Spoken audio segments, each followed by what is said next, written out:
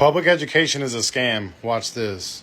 Education as a whole, let me explain. So there's a man named J.D. Rockefeller who created the public education system as we know it. Back in the day, there used to be something called the agrarian age, where everybody owned their own business. They owned their own farm, and people would go to school for about an hour or two every week at their local church. That's why they called it Sunday school. You'd go to school and you'd learn how to read and write couple hours a week. That was all. They did some research to find out how to indoctrinate a nation. The research that they discovered said 12 years. And that's how long it takes for people to normalize everything that's been happening. So they made school 12 years long. They made school 5 days long a week with a bell for recess and a bell for lunch to condition people for factory work.